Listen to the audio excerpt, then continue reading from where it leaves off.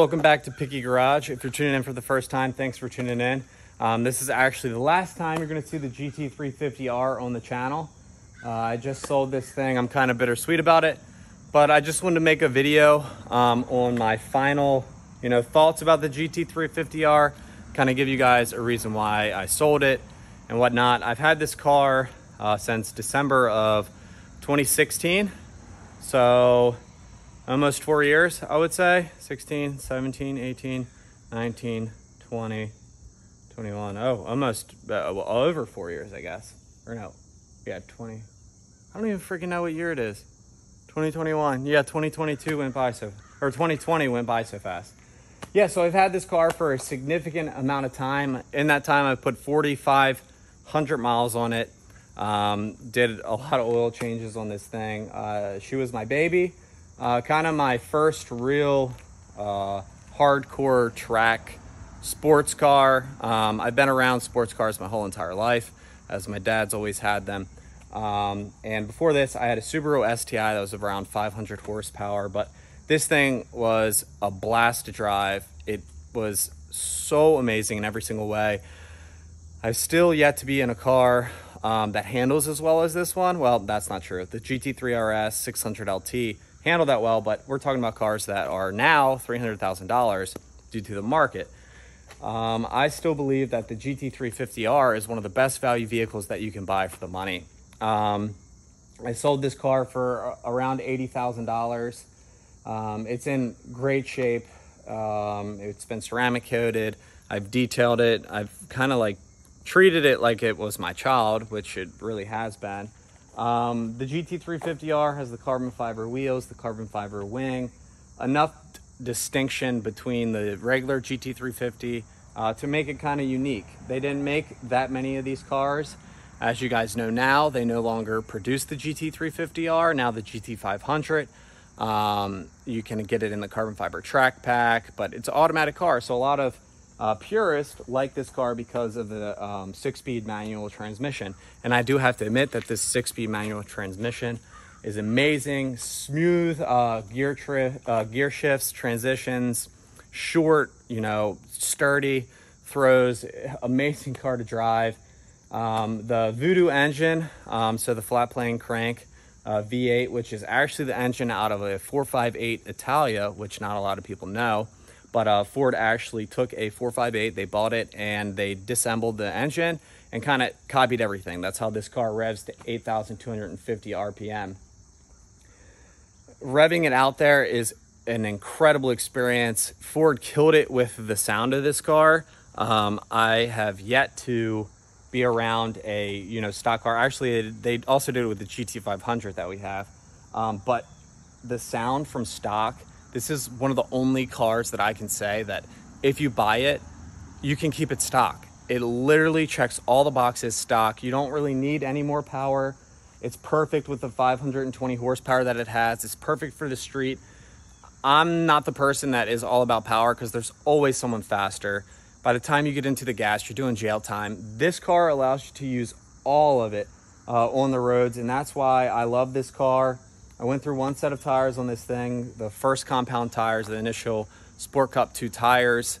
They don't wear that well. So at about 3,000 miles, I changed the rear tires, or closer to 4,000 miles. I changed the rear tires. The fronts are still stock, they're fine, but I got new 315s on the rear. I'll just take you around the car to show you it if you guys are tuning in for the first time. But yeah, I have nothing but amazing things to say about this GT350R, and truth be told, I probably will regret selling it. It's just that time where I kind of want something new. I'm at that point in life where I've had this car for a good bit of time, and I kind of just want a new vehicle, something that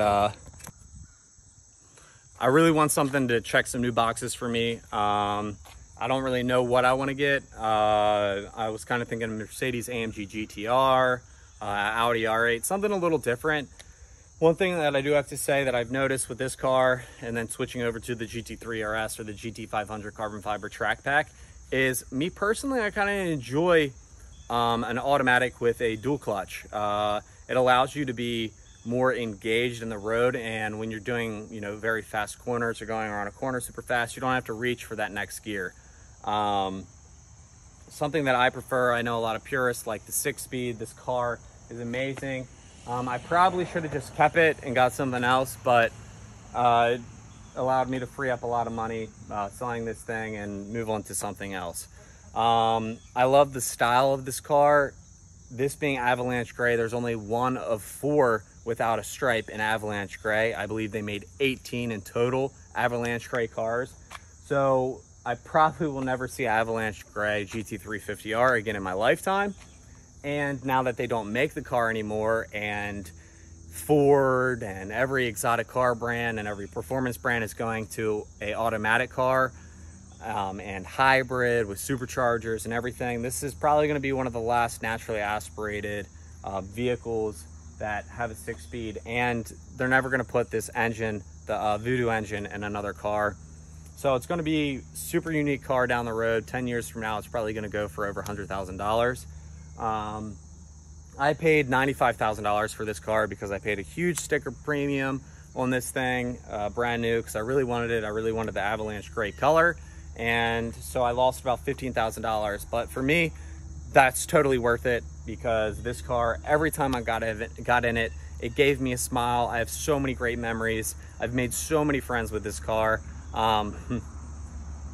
Yeah, it's been a great car, and now, like, talking about it, I'm like, you know, getting emotional, just because cars mean a lot to me, and the people that I've met through this thing mean a lot to me, and you guys know who you are.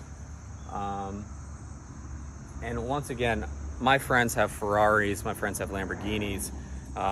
Just recently over the summer, me and a lot of buddies went out some back roads with 458 Speciale, 812, Lamborghini Huracan Evo, GT3, C63 AMG, all these cars, and this car stuck with each and every one of them. One of my buddies who has a AMG GTR, he was blown away by how well this car performed on the roads.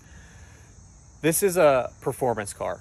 It's strictly performance. You don't get the luxury features inside. It's very plain simple. The seats are comfortable, Recaro seats, Alcantara inside, on the steering wheel, on the seats. It's pretty plain Jane in there, but you're paying for a weekend vehicle. You're paying for just straight performance. And honestly, for under $100,000, I don't think there's another car that compares in the performance segment. In the performance segment. I don't really have anything negative to say about the car at all. I don't have a single complaint, not a single complaint. The only thing that I did to this car was I put I'll show you guys. I put a Ford Performance air filter. I put these rock guards so it doesn't chip. Oh, another thing that I saw the brakes. This is one of the best stopping cars as well. I have yet to be in another car that has the stopping power of this GT350R. The new GT500 that we have is really good with stopping as well. Here's the interior that you guys can see. Here's another distinction between the GT350 and the GT350R. You also get the red and border, but you can see the interior, like I was saying, it's super plain Jane. It's strictly for racing. And that's kind of what I wanted. And like I said, it checked all those boxes for me. All right, as you can see, I have the air oil separator right there, just on the passenger side, because you don't need it on the driver's side. If you're not tracking the car, I don't track this car.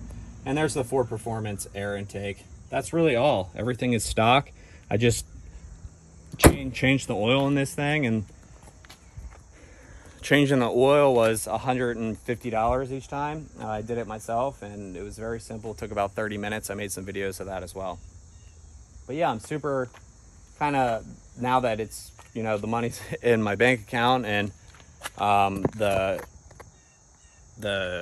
trailer's coming to pick up this car very soon, I'm kind of super bittersweet about getting rid of this thing. But I know something else will be coming down the line, and I'll have fun with that as well. No, Max. So yeah, I'm excited to see what else is new, or what car I get next. I know that the car market is hot right now, so I'll probably, sorry, my dog's whining at the other dog. So I'll probably hold off for a little bit on getting a new vehicle. Let me know what you guys think. If you have any suggestions on what car to get or what car that has fancied your eye, maybe I'll pick it up. I really like the GT500, the new GT500 green that came out for 2022. I might pick one of those up, we'll see. Add another GT500 to the garage. But yeah, if you have any questions at all about this vehicle, if you're considering one, buy it. You'll never have the opportunity to buy one at the prices that they are right now.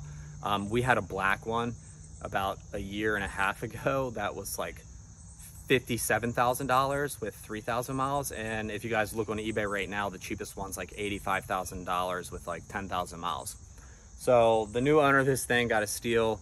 I just hate, you know, the back and forth. So I thought, you know, what I sold it for was a decent deal. Like I said, I'll kick my butt, or I'll kick myself in the butt later on down the road, because I don't know. It's an amazing car, and I'm not gonna get another car like it. I know that they're done with naturally aspiration. They're moving to hybrids.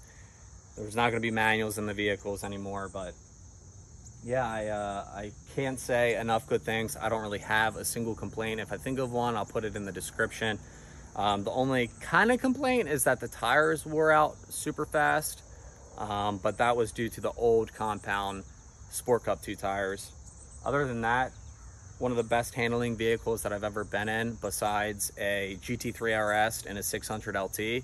But even with the GT3 RS and 600 LT, I'm right behind them in this thing. So $80,000, $300,000. You tell me what you would rather, you know, pay for. It's not, it doesn't have the interior like a Porsche, doesn't have the interior like a McLaren, but if you want that weekend warrior that's going to stay up there with exotics, this thing surely does it. Before it goes out, I'm going to do a comparison video between this and the GT500 carbon fiber track pack, kind of showing the differences, and then I'll do a driving video explaining what the real differences are. So far, it's pretty much a GT350. The GT500 is pretty much a GT350R with 200 more horsepower. So it's pretty insane. I like that it's a dual clutch. That's me. That's just one of my preferences. I feel like I can be in more control and more focused on the road. But yeah, I'm super bittersweet to see this thing go. And I will probably regret it. I know in the future I'll be watching this video and say to myself, you were so stupid. But it is what it is. Things come and go, and you just got to roll with the punches. So yeah, guys, if you have any questions at all, thank you so much for watching. If you have any questions, leave a comment below. I answer every single one of the people that comment in my videos. And yeah, stay tuned for more videos. Thank you.